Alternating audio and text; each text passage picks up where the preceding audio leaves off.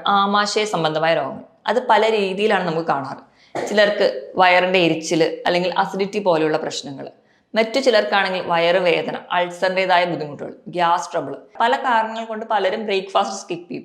ഇവരിലാണ് ഏറ്റവും കൂടുതൽ അസിഡിറ്റിയുടെ പ്രശ്നങ്ങൾ കാണും. അപ്പം എന്തെങ്കിലും ഒരു ഭക്ഷണം ലൈറ്റ് ആയിട്ടാണെങ്കിലും രാവിലെ ബ്രേക്ക്ഫാസ്റ്റ് ഒരിക്കലും സ്കിപ്പ് ചെയ്യരുത്. ഇപ്പം ഇങ്ങനെ ദഹന സംബന്ധമായ ബുദ്ധിമുട്ടുകളൊക്കെ ഉള്ളവരാണെങ്കിൽ ഭക്ഷണം കഴിച്ചു കഴിഞ്ഞിട്ട് ഒരു ഗ്ലാസ് മോര് കുടിക്കുന്നത് വളരെ നല്ലതാണ്. ഇനി ഗ്യാസ് ട്രബിളോ അങ്ങനെ എന്തെങ്കിലും ബുദ്ധിമുട്ടുള്ളവരാണെങ്കിൽ നിങ്ങൾ പുളിയില്ലാത്ത ഒരു മോര് വെള്ളം കുടിക്കുന്നത്, നമുക്ക് ഭക്ഷണം കഴിച്ചു കഴിഞ്ഞിട്ട് അങ്ങനെ കുടിക്കുന്നത് വളരെ നല്ലതാണ്. ഹായ്, ഞാൻ ഡോക്ടർ പ്രിയ, Q&B ഹെൽത്ത് കെയറിലെ ഹോമിയോപ്പതിക് ഫിസിഷ്യനാണ്. ഇന്ന് നമ്മുടെ ഇടയിൽ പലരെയും കാണുന്ന ഒരു ബുദ്ധിമുട്ടാണ് ആമാശയ സംബന്ധമായ രോഗങ്ങൾ. അത് പല രീതിയിലാണ് നമുക്ക് കാണാറ്. ചിലർക്ക് വയറിന്റെ എരിച്ചിൽ അല്ലെങ്കിൽ അസിഡിറ്റി പോലെയുള്ള പ്രശ്നങ്ങൾ, മറ്റു ചിലർക്കാണെങ്കിൽ വയറുവേദന, അൾസറിൻ്റെതായ ബുദ്ധിമുട്ടുകൾ, ഗ്യാസ് ട്രബിൾ. ഇതൊന്ന് കുട്ടികൾ മുതൽ പല പ്രായത്തിലും കാണാറുണ്ട്. പക്ഷേ നമ്മൾ വേണ്ടത്ര പ്രാധാന്യം നൽകാത്ത ഒരു കൂട്ടം രോഗങ്ങളാണ് ഇവയെല്ലാം. കാരണം നമുക്ക് വീട്ടിൽ തന്നെ ഒരു പരിധിവരെ ഒറ്റമൂലികൾ കൊണ്ട് മാനേജ് ചെയ്യാൻ നമ്മളെല്ലാവരും തന്നെ നോക്കുന്ന രോഗങ്ങളാണ്. പക്ഷേ ഇങ്ങനെ മാനേജ് ചെയ്യുന്നതിൻ്റെ ഒരു തരുണിത ഫലം എന്ന രീതിയിൽ പല കോംപ്ലിക്കേഷൻസും ഈ ഗ്യാസ്ട്രിക് സംബന്ധമായ രോഗങ്ങളിൽ കാണാറുണ്ട്. നമുക്കിന്ന് എന്താണ് അസിഡിറ്റി, നമുക്ക് എങ്ങനെ അസിഡിറ്റി മാനേജ് ചെയ്യാമെന്ന് നോക്കാം. എന്താണ് അസിഡിറ്റി? നമ്മൾ കഴിക്കുന്ന ഭക്ഷണം നമ്മുടെ വായുടെ ഉള്ളിൽ വെച്ച് നല്ലപോലെ നമ്മുടെ ഉമിനീരുമായിട്ട് മിക്സ് ചെയ്യും. അത് നമ്മൾ ചവയ്ക്കുന്നതിൻ്റെ ഭാഗമായിട്ട്. അത് കഴിഞ്ഞ് ഭക്ഷണം നേരെ അന്നനാളത്തിലെത്തും. അന്നനാളത്തിൽ നിന്ന് താഴേക്ക് ആമാശയത്തിലേക്ക് എത്തുന്നു. ആമാശയത്തിൽ ഗ്യാസ്ട്രിക് ഗ്രന്ഥികളുണ്ട്. ഇവ ഉൽപ്പാദിപ്പിക്കുന്ന ഹൈഡ്രോക്ലോറിക് ആസിഡുമായിട്ട് മിക്സ് ചെയ്യും. അങ്ങനെയാണ് ദഹന പ്രക്രിയ നടക്കാറ്. അപ്പോൾ ചിലർക്ക് മാത്രം ഈ ഹൈഡ്രോക്ലോറിക് ആസിഡിന്റെ പ്രൊഡക്ഷൻ കൂടുതലായിട്ട് നിൽക്കുന്നത് കാണാം. ഇവർക്കാണ് ഗ്യാസ്ട്രൈറ്റിസ് അല്ലെങ്കിൽ നെഞ്ചരിച്ചിൽ പോലെയുള്ള ബുദ്ധിമുട്ടുകൾ നമുക്ക് കാണുന്നത്. ഇനി നമുക്ക് എന്തുകൊണ്ടൊക്കെയാണ് പ്രധാനമായും നെഞ്ചരിച്ചിൽ അല്ലെങ്കിൽ അസിഡിറ്റി ഉണ്ടാവുന്നതെന്ന് നോക്കാം. ഒന്നാമത്തെ കാരണം എന്ന് പറഞ്ഞാൽ നമ്മൾ കൃത്യസമയത്ത് ഭക്ഷണം കഴിക്കാത്തതാണ്. ഇന്ന് പല ഡയറ്റുകളുടെ ഭാഗമായിട്ടോ അല്ലെങ്കിൽ നമ്മുടെ ജീവിതശൈലിയുടെ ഭാഗമായിട്ടോ നമ്മൾ സമയത്തിനല്ല ഭക്ഷണം കഴിക്കാറ്. നമ്മുടെ ശരീരത്തിലെ മിക്ക പ്രവർത്തനങ്ങളും നമ്മുടെ ശരീരം ഒരു ബയോളജിക്കൽ ക്ലോക്ക് പോലെയാണ് പ്രവർത്തിക്കുക.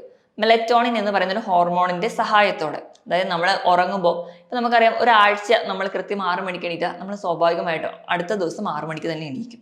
ഇതുപോലെ തന്നെ നമ്മൾ ഭക്ഷണം കഴിക്കുന്ന കാര്യത്തിൽ ഒരു കൃത്യനിഷ്ഠ പാലിച്ചു കഴിഞ്ഞ് കഴിഞ്ഞാൽ നമുക്ക് ഈ അസിഡിറ്റി പോലെയുള്ള പ്രശ്നങ്ങൾ ഉണ്ടാവില്ല. അത് താളം തെറ്റുമ്പോഴാണ് നമുക്ക് ഒന്നാമതായിട്ട് ഈ അസിഡിറ്റി ഉണ്ടാവാനുള്ള പ്രധാന കാരണം. ഇപ്പം രാവിലെ സ്കൂളിൽ പോകുന്ന കുട്ടികൾ അല്ലെങ്കിൽ കോളേജിൽ പോകുന്ന കുട്ടികളാണെങ്കിൽ ബ്രേക്ക്ഫാസ്റ്റ് സ്കിപ്പ് ചെയ്യും. വീട്ടമ്മമാരാണെങ്കിൽ പോലും അവരൊരു ജോലി തീർത്തിട്ട് ഭക്ഷണം കഴിക്കാം എന്നൊരു കൺസെപ്റ്റിലാണ്. അതുകൊണ്ട് അവർക്കാണ് പ്രധാനമായിട്ടും ഈ അസിഡിറ്റിയുടെ പ്രശ്നങ്ങൾ ഉണ്ടാവുന്നത്.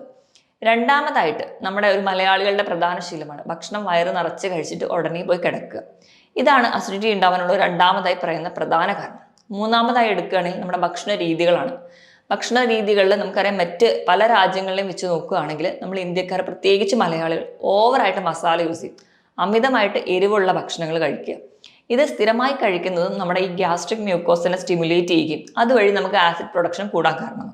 അതുപോലെ പുകവലി, മദ്യപാനം പോലെയുള്ള ശീലങ്ങൾ. പിന്നെ നമുക്കാണെങ്കിൽ ഇത് മദ്യപാനം കൂടാതെ തന്നെ കോള പോലെയുള്ള ഡ്രിങ്ക്സ്, ഇതിലൊക്കെ ധാരാളം കാർബൺ ഡൈ ഓക്സൈഡ് മിക്സ്ഡ് ആണ്. അപ്പോൾ നമ്മൾ കുടിച്ചു കഴിഞ്ഞ് പെട്ടെന്ന് ഗ്യാസ് ആയിട്ട് വരികയും അത് പെട്ടെന്ന് തന്നെ നെഞ്ചിരിച്ചിലിനും അല്ലെങ്കിൽ അസിഡിറ്റി പോലെയുള്ള പ്രശ്നങ്ങൾക്ക് കാണാം.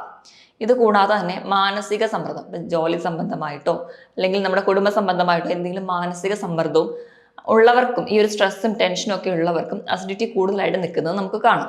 ഇത് കൂടാതെ നമ്മൾ അമിതമായിട്ട് മധുരം കഴിക്കുക, അമിതമായിട്ട് ഉപ്പ് കഴിക്കുക, ബേക്കറി പ്രൊഡക്ട്സ് ഒക്കെ അമിതമായി കഴിക്കുക, അമിതമായി എണ്ണയിൽ വറുത്ത ഭക്ഷണങ്ങൾ കൂടുതലായിട്ട് കഴിക്കുക, ഇവയെല്ലാം കഴിക്കുന്നതും അസിഡിറ്റിക്ക് കാരണമാകും. ഇത് കൂടാതെ നമ്മൾ പ്രോസസ്ഡ് ഫുഡുകൾ, സോസേജുകൾ, കെച്ചപ്പ്, സോസ്, ഇതൊക്കെ നമുക്കറിയുന്ന കുട്ടികൾക്ക് എല്ലാവർക്കും വളരെ പ്രിയപ്പെട്ടത് ഇവയൊക്കെയാണ്.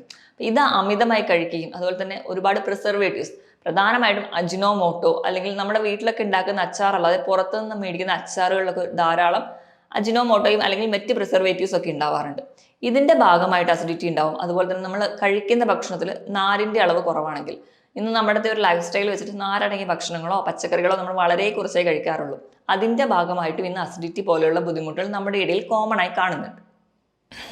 ഇത് കൂടാതെ പ്രധാനമായി കാണുന്ന ഒരു കാരണം എന്ന് പറഞ്ഞിട്ടുണ്ടെങ്കിൽ നമ്മൾ പല മരുന്നുകൾ കഴിക്കുക. നമ്മുടെ ഡോക്ടറുടെ പ്രത്യേകിച്ച് കൺസൾട്ടേഷൻ ഒന്നും എടുക്കാതെ പെയിൻ കില്ലേഴ്സും അല്ലാതെ തന്നെ നമ്മൾ സ്വയം ചികിത്സിക്കുന്നതിന്റെ ഭാഗമായിട്ടും നമുക്കിന്ന് അസിഡിറ്റി പോലെയുള്ള ബുദ്ധിമുട്ടുകൾ ഉണ്ടാകുന്നുണ്ട്. ഇനി എന്തൊക്കെയാണ് ഒരു അസിഡിറ്റി അല്ലെങ്കിൽ നെഞ്ചരിച്ചിൽ കാണിക്കുന്ന ലക്ഷണങ്ങൾ എന്ന് നോക്കാം. ഏറ്റവും ആദ്യം തന്നെ നമുക്ക് പറയാം, നമ്മുടെ വയറിന്റെ മുകൾ ഭാഗത്തായിട്ട് നമുക്കൊരു എരിച്ചിൽ അല്ലെങ്കിൽ പുകച്ചിൽ, ഏമ്പക്കം ഉണ്ടാവും. ഇപ്പം രാവിലെ എണീറ്റ് നമ്മൾ പല്ല് തേക്കുമ്പോൾ തന്നെ ഒരു വായിൽ ഒരു പുളിച്ച് തികട്ടൽ പോലെ അല്ലെങ്കിൽ ഒരു പിത്തരസം വായിൽ വരുന്ന പോലെ നമുക്ക് തോന്നാറുണ്ട്. ഇതല്ലാതെ ഇത് കണ്ടിന്യൂസ് ആയിട്ട് നിൽക്കുന്ന സമയത്ത് പ്രധാനമായിട്ടും നമുക്ക് തോന്നുന്നത് തൊണ്ടയിൽ ഒരു ഇറിറ്റേഷൻ. അപ്പോൾ ആ പേഷ്യൻസ് ഒക്കെ കൂടുതൽ പറയാറുണ്ട്, ചിലപ്പോൾ അവർ വരുന്നത് തന്നെ എനിക്കൊരു വരണ്ട ചുമയായിട്ടാണ്. അപ്പം നമ്മൾ വരണ്ട ചുമ എന്നൊക്കെ പറയുമ്പോൾ നമ്മളൊരു റെസ്പിറേറ്ററി കണ്ടീഷനിലോട്ട് മാത്രം ചിന്തിക്കും. പക്ഷേ അതല്ല, ഗ്യാസ്ട്രിക് ഒറിജിനായിട്ടും നമുക്ക് ഇന്ന് വരണ്ട ചുമ കാണാറുണ്ട്.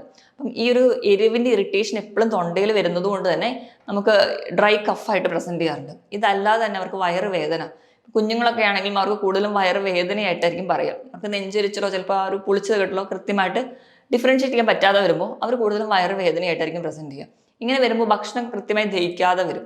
നമ്മുടെ ആമാശയത്തിൽ കൃത്യമായിട്ടൊരു ദഹനം നടക്കാത്തതുകൊണ്ട് ഭക്ഷണം തിരിച്ച് അന്നനാളത്തിലേക്ക് വരികയും ഇങ്ങനെ ഈ അസിഡിറ്റിയുടെ ഭാഗമായിട്ട് നമ്മൾ ആമാശയത്തിൽ വെച്ച് ദഹിച്ചുകൊണ്ടിരിക്കുന്ന ഭക്ഷണം തിരിച്ച് നമ്മുടെ അന്നനാളത്തിലേക്ക് വരും. നമ്മുടെ ആമാശയവും അന്നനാളവും തമ്മിൽ സെപ്പറേറ്റ് ചെയ്യുന്ന ഒരു ബാൻഡ് അല്ലെങ്കിൽ ഒരു വാഷർ പോലെ ഒരു ഓർഗൺ ഉണ്ട്, ഒരു സ്പിഞ്ചർ. ഈ സ്പിഞ്ചർ വഴിയാണ് നമുക്ക് ആ ഒരു മൂവ്മെന്റ് കൺട്രോൾ ചെയ്യുന്നത്. അപ്പം കണ്ടിന്യൂസ് ആയിട്ട് ആ ഒരു ഭാഗത്തിനുണ്ടാകുന്ന ഒരു ഇറിറ്റേഷൻ നമുക്ക് ഈ സ്പിഞ്ചറിന്റെ മെക്കാനിസം തടസ്സപ്പെടും. ആ ഒരു കണ്ടീഷനെയാണ് നമ്മൾ ഗ്യാസ്ട്രോ ഈസോഫാജിയൽ റിഫ്ലക്സ് ഡിസീസ് എന്ന് കോമൺ ആയിട്ട് പറയാറ്.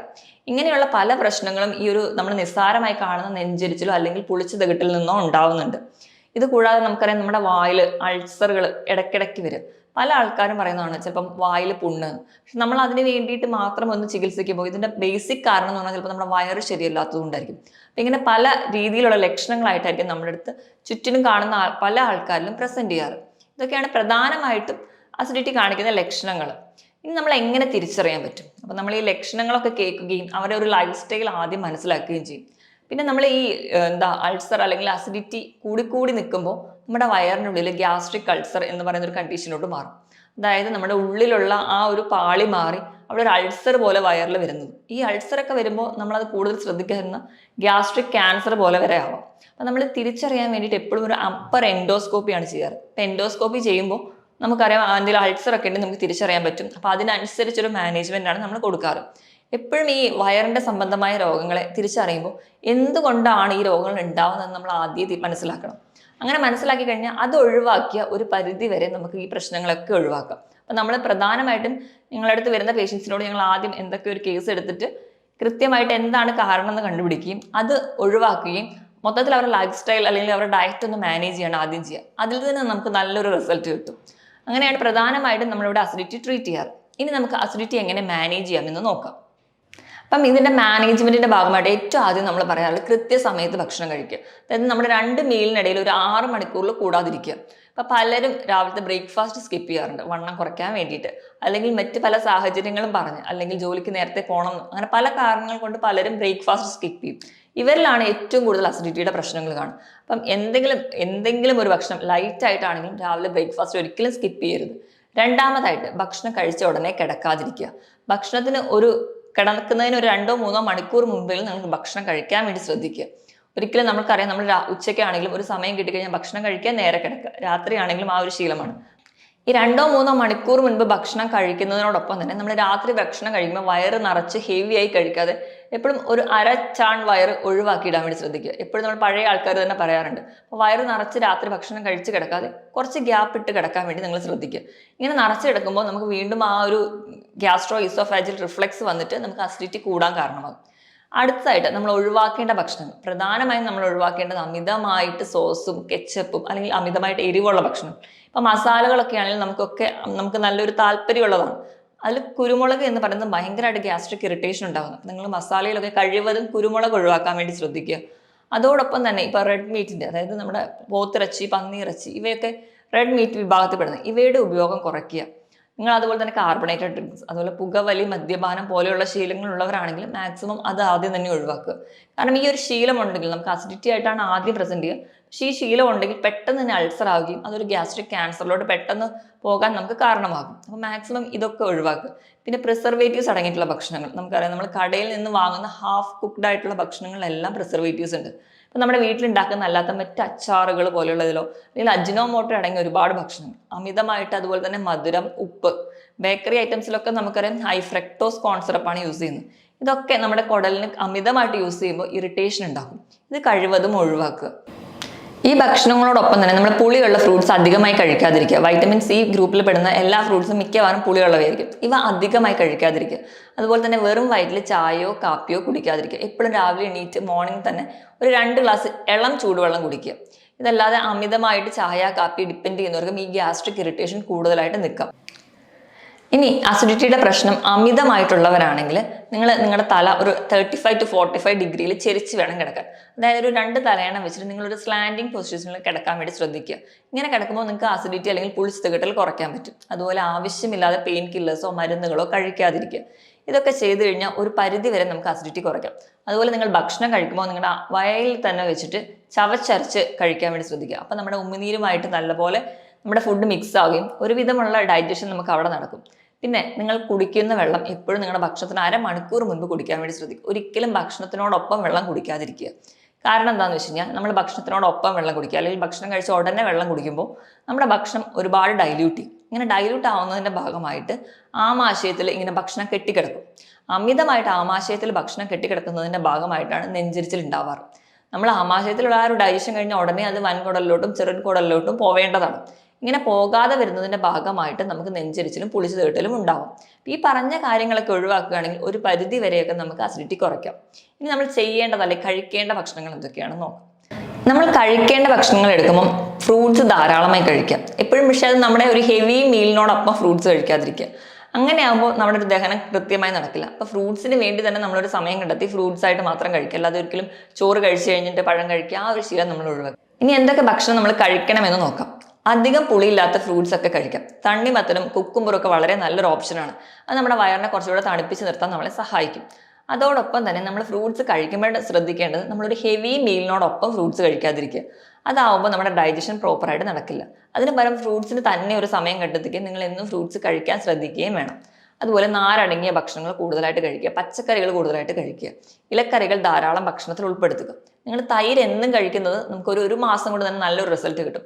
തൈര് എന്ന് പറയുമ്പോൾ നല്ലൊരു പ്രൊബയോട്ടിക് ആണ്. നമ്മുടെ ആമാശയത്തിൻ്റെ ആരോഗ്യത്തിന് വളരെ നല്ലതാണ്. നമ്മുടെ ശരീരത്തിൽ നല്ല ബാക്ടീരിയകളുടെ വളർച്ചയും സഹായിക്കും. അതുകൊണ്ട് തൈര് എന്നും കഴിക്കുക. പുളിയില്ലാത്ത തൈര് കഴിക്കാൻ വേണ്ടി ശ്രദ്ധിക്കുക.